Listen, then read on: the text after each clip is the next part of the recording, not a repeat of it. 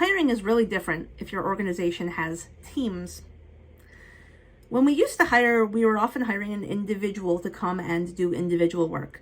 So you would either look for someone who had a great breadth of skills, who could do a little bit of everything, who you knew could easily slot in, or you would look for a hyper specialist where your organization would have like separate people that did analysis work, separate people that would do design, front-end development, middleware, and you would hire someone that was great at that particular skill. And you'd figure out, they would pull work or you'd push work to them, and that's how it would work. Teams, however, are their own collective organism. So teams operate very much like Voltron. They all have pieces and parts that come together to make a unit. And that unit needs to be fully capable of doing anything that it needs to do. So with the teams I work with, that means the team collectively needs to have all of the skills to analyze, design, build every aspect of the system, maintain it, test it. So they need to have massive automation expertise. And that collective team needs to have all those skills. Each person brings their own personal unique experience, their own personal skill set, their own personal energy to that team, and they combine it together to deliver. This is why teams are awesome, especially because modern software delivery is so complex.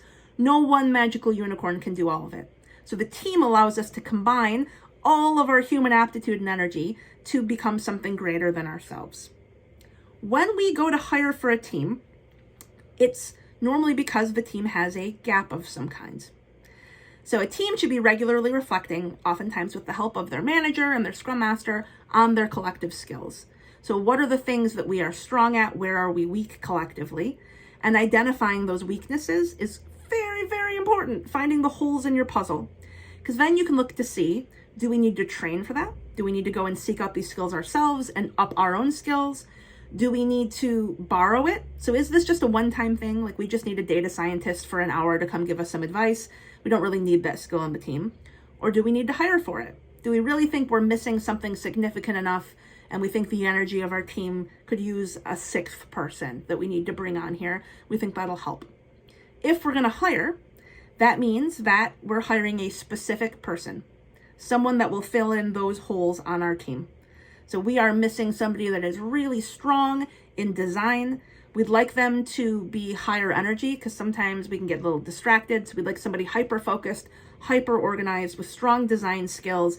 And they need to have a good baseline at least of C# development because we want everybody on our team to speak that basic language. Then we can go out and find a person that matches and fills in that gap that we have. That means that the job description needs to be uniquely suited to this particular gap. That means that the team needs to be heavily involved in the sourcing and interviewing of that person. And that means that the team needs to be well educated in doing all of that.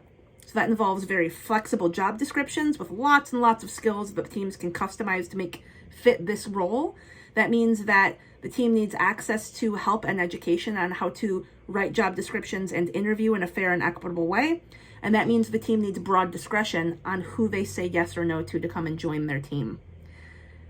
Because being on a team is so critical, and who's on your team can sink or float your career.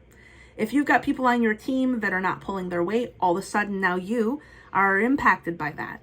And that might mean you need to work 4 times as hard for the same pay and the same accolades, or it might mean that you don't get the promotion you wanted or the money you were looking for. So you kind of sink or swim with your team. That is inherently unfair if you don't have any say on who's on that team, if you don't have control over who comes and joins that family. Also, if you're really working as a team, you are deeply embedded in working with each other every day, almost all 8 hours. So our team, we spend most of the day on video chat, talking, working, solving problems. If we don't mesh and if our skills don't mesh, that is brutally painful. That is a rough day. So making sure that the team is looking for culture fit, style fit, and skill fit while being fair and equitable, critical. And that is very different than what I've seen a lot of companies doing, which is hiring a generic developer and then figuring out where to put them, or having a standard developer job description and rec that goes out there, and then we find a generic Java dev. That is not what teams are about. So remember, teams have collective skills. We're no longer hiring hyper specialists, which means the teams need coached on how to identify their weaknesses, how to figure out what solution's best for them to fill that, train, borrow, or hire. And then if they're going to hire, make sure that they are ready to get that specific job description out there, find good candidates, interview and audition them, and then how are they going to mesh them into their culture and make sure that they're growing as a team as they add that new person. So give it a shot. I'd love to hear your thoughts.